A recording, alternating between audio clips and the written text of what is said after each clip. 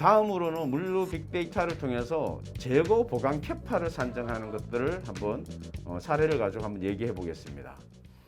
자, 재고 보관 캐파는 여러 유형이 있습니다. 예를 들어서 내일 입고 들어오는 게 뭐 10만 개가 입고가 들어오는데 뭐 셔츠가 됐든 휴대폰이 됐든 10만 개가 입고가 들어와요. 그럼 이것들을 보관해야 되는 공간은 얼마나 필요할까? 또는 더 나아가서는 매달 우리의 어떤 재고들이 물류센터의 재고가 변화가 되잖아요. 그 재고 양이 맨날 변화되는데 과연 우리가 2년 후에는 또는 내년 뭐 이맘때에는 뭐 보관 캐파, 보관 빠레트랙이 얼마나 더 필요할까? 이런 어떤 이슈들은 늘 물류센터에 존재하고 있습니다. 그래서 이런 재고 보관에 대한 캐파를 산정하는 것이 물류 컨설팅에서 자주 있는 일입니다.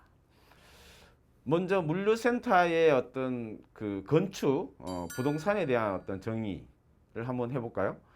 건축 면적이라고 하면 물류센터 건물의 바닥 면적입니다. 바닥 면적이고요.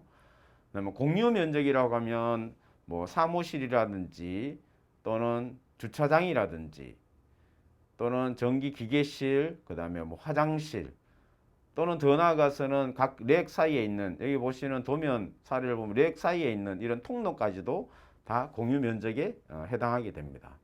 임대 면적은 말 그대로 순수하게 물품이 보관되는 공간을 얘기하는 거죠. 그래서 물품이 보관되는 공간은 뭐 창고의 어떤 종류에 따라서 상온 창고냐, 냉동 창고냐, 냉장 창고냐, 또는 항온 항습 창고냐 이런 어떤 창고의 공간 유형들이 있고 저장하기 위해서는 이제 빠르트랙 또는 중량내기냐 또는 자동화 설비를 갖춘 보관 설비냐 여기에 따라서 설비 보관을 하는 유형들이 달라지게 됩니다. 재고 보관 캐파를 왜 산정해야 되냐? 앞서 말씀드렸다시피 기업은 계속 새로운 상품들이 생깁니다. 그리고 또 꾸준히 판매되는 상품들도 있고 또는 MD들이 통해서 한꺼번에 많은 재고들을 확보해야 되는 경우들이 있습니다. 근데 또한 보면 매년 누적돼서 불용 재고라 그러는데 거의 판매가 잘 되지 않는 재고들이 발생되고 있고 또는 이제 꾸준히 판매되는데 예를 들어서 어느 기간에는 판매대가 이제 시즈널리티, 시즌에 따라서 어떤 시즌에는 판매가 되고 어떤 시즌에는 또 판매가 되지 않는 그런 재고들이 존재하게 됩니다. 그렇기 때문에 물류센터에서는 이 보관하는 공간을 가장 효율적으로 활용을 해야 되기 때문에 재고 보관에 대한 캐파에 대한 산정이 필요합니다. 먼저 재고 보관 캐파를 산정하기 위해서는 기준 정보들이 또 필요합니다. 그러니까 뭐 쭉 지금까지 얘기한 바와 같이 이런 물류에 대한 가장 기본적인 단위에 대한 어떤 기준 정보들이 준비가 되고 있지 않으면 빅데이터를 활용하는 데 많은 어떤 제약 사항들이 발생되고 있습니다. 먼저 최적입니다. 최적. 그러니까 보관은 결국은 뭐냐 부피에 대한 개념이기 때문에 1차 상품을 포장하고 있는 1차 포장 또 그 상품의 포장을 또 박싱하고 있는 또 2차 포장 뭐 그다음 또 3차 포장도 있을 수 있고요. 4차 포장도 있을 수 있습니다. 그래서 크게 일반적으로 보면 상품을 포장하고 유닛 박스가 있고 그다음에 그거를 또 포장하고 담고 있는 미디움 박스, 뭐 카툰 박스라고도 하고요. 그다음에 그 박스들을 팔레트에 적재한 팔레타이징 형태의 크게 3단계 정도의 이 최적과 무게에 대한 정보들을 기준 정보로 관리해야 합니다. 먼저 예를 한번 볼까요? 이제 휴대폰입니다. 휴대폰에 가로, 세로, 높이가 있죠. 그러면 이 가로, 세로, 높이를 포장하는 이 휴대폰을 포장하는 또 박스가 있을 거고요. 이 박스들을 다시 포장하는 2차 포장 박스가 있고 그래서 3차 포장하는 빨랫대, 한 빨랫대 몇 박스가 적재되는지 그래서 포장 단위가 올라갈수록 상품의 수량은 커져가는 그런 형태의 기준 정보들을 가지고 있습니다.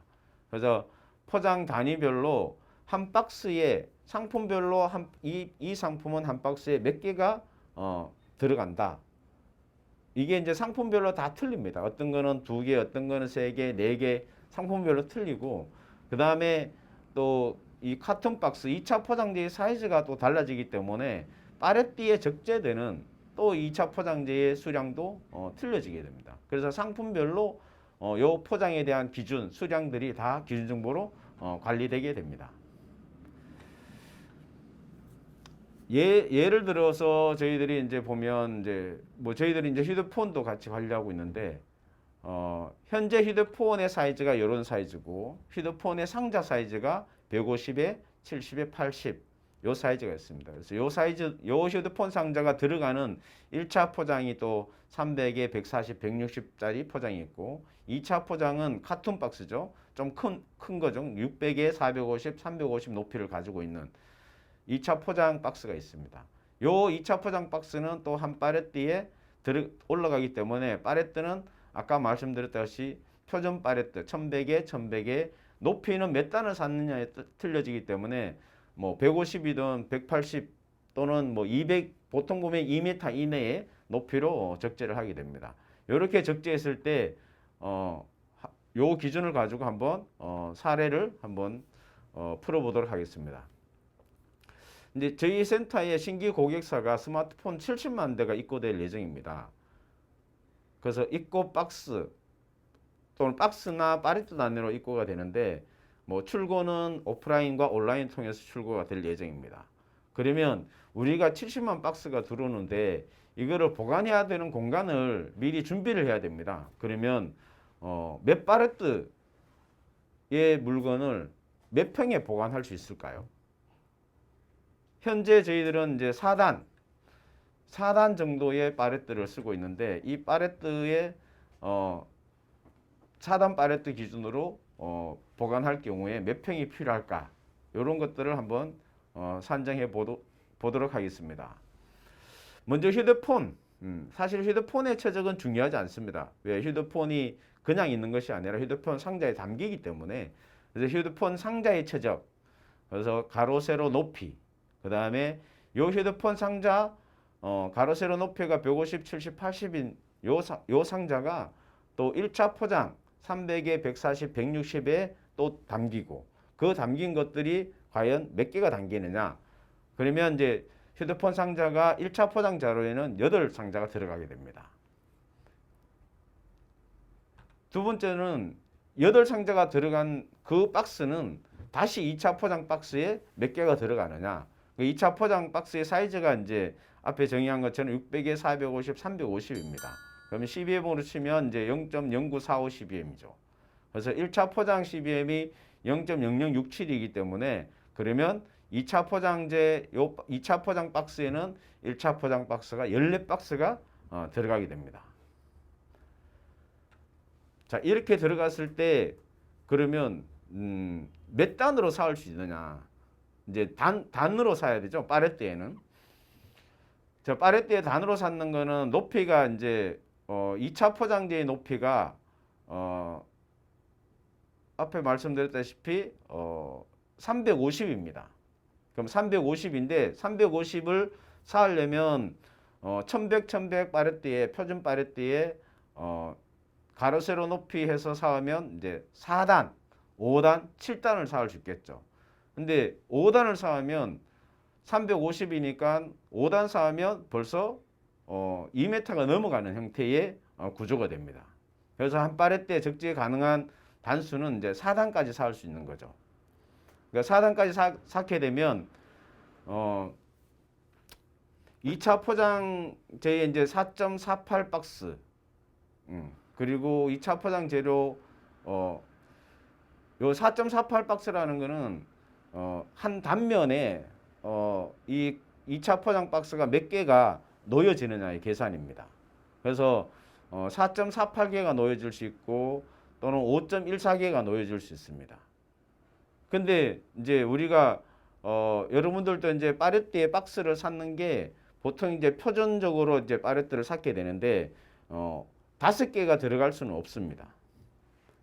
왜냐하면 하나, 둘, 셋, 넷 이렇게 들어가기 때문에 그래서 중간에 이제 공간이 비는 형태로 해서 네 박스 한 단에 네 박스 그리고 이제 그 높이가 이제 350이니까 전체적으로 5단까지 35, 15, 55, 25 그래서 180에 그 다음에 파레띠의 높이까지 합쳐서 5단까지는 2m 내에 사올 수 있다.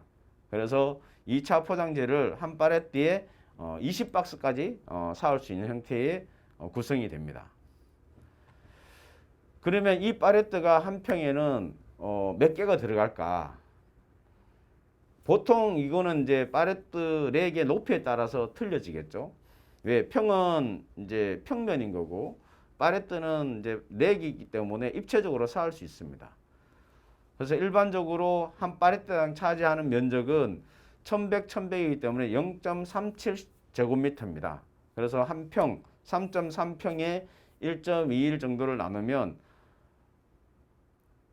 0.37제곱미터를 이제 차지하게 되는 거죠. 그래서 이제 파레토 수를 계산해 보면 입고량 70만 개, 70만 대라고 보면 되죠. 그 2차 포장재가 1단으로 적재됐을 때는 약 448박스가 이제 들어가게 됩니다. 448대라고 보면 되죠. 그러니까 이걸 4단으로 샀을 때는 70만 대 나누기 448대 나누기 4단으로 샀기 때문에 390바레트, 390.6바레트가 이제 필요한 공간이 됩니다. 이 바레트를 그리면 한 바레트가 차지하는 평수가 0.37이었기 때문에 그래서 0.37을 곱하게 되면 약 보관 평수는 약 145평 정도가 필요한 경우가 됩니다. 물론 이렇게 계산하는 것은 일반적으로 현장에서는 꼭 보관 공간만 필요한 것이 아니라 지게차의 동선, 그래서 통로 공간이 보통 필요합니다. 그래서 통로 공간이 2.8에서 뭐 3.2m까지 통로 공간이 필요하고 이런 통로 공간들을 고려했을 때 일반적으로 표준적으로는 뭐냐면 한 평에 약 2파레트 정도 들어가는 걸로 나옵니다. 여기는 이제 순수 보관 면적만 이제 145평으로 이제 산정이 된 거고 순수 보관 면적에서 작업 공간을 계산하면 이 70만 대를 보관하기 위한 보관 공간은 몇 평이 되는지 계산이 가능해집니다. 마찬가지로 매번 입구가 들어올 때 이 공간이 얼마나 필요한지 계산하는 것은 사람이 하는 일이 아닙니다. 사람이 할 수도 없고 그렇기 때문에 현재 물류 현장에서는 작업자들이 빈 로케이션, 빈 파레트랙에 그냥 적재를 하는 거죠. 왜? 얼마가 들어올지 모르니까, 얼마의 공간을 필요한지 모르니까. 근데 데이터를 분석해서 이 입고량이 또는 어떤 상품의 사이즈, 포장 박스 사이즈에 따라서 숫자만 들어오면 어느 정도 공간이 필요하다. 그 공간이 예를 들어서 물류 WMS 창고 관리 시스템에서 어떤 로케이션을 다 합쳐보니까 몇 바레트 보관 가능하다라는 계산이 미리 돼가지고 작업자한테 작업 지시가 내려질 수 있는 그런 형태의 물류 운영 패턴이 바뀌게 됩니다. 그래서 물류 빅데이터를 통해서 사람이 해야 되는 일을 결국은 시스템 데이터를 통해서 데이터가 일러주는 대로, 데이터가 지시하는 대로 작업자는 단순하게 일만 하더라도 최적화를 이뤄낼 수 있는 이러한 어떤 장점을 가진 것들이 물류 빅데이터의 필요성이라고 봅니다. 그래서 여러분들도 물류 현장에 계신 분들도 많을 거고 또는 새로운 어떤 물류센터의 기획이라든지 또는 비용 절감이나 생산성 향상 이런 어떤 관리 차원에 계신 분들도 많을 텐데 이런 물류 빅데이터의 필요성을 데이터를 가지고 검증하지 않으면 어느 누구도 이해할 수가 없습니다. 현장에 있었던 경험치, 그 경험치 저도 25년 동안 물류를 해왔지만 경험치 가지고 의사결정자들은 절대 판단하지 않습니다. 그래서 이런 물류 빅데이터 분석 플랫폼 이런 어떤 데이터를 가지고 사례 연구를 해서 거기에 대한 표준 데이터 값을 찾아내고 그 데이터 값을 찾기 위해서 기준 정보라든지 우리가 관리하고 있는 정보의 또 수준이 어떤지도 진단하고 그 수준을 높일 수 있도록 내부적인 PI 개선을 통해 가지고 데이터를 가지고 판단하고 데이터를 통해서 계획하고 예측할 수 있는 이런 형태의 물류 운영을 좀 더 스마트화 시키기를 바랍니다. 그래서 이번 강의를 통해서 여러분들이 뭐 일예지만 비슷한 데이터들을 가지고 한번 운영하고 있는 그런 어떤 데이터들을 한번 검토해보고 그래서 이게 진짜 답이네. 그러면 빅데이터를 만들어가는 그 과정들을 거쳐서 물류에 대한 효율성을 좀 더 극대화시켰으면 하는 바람입니다.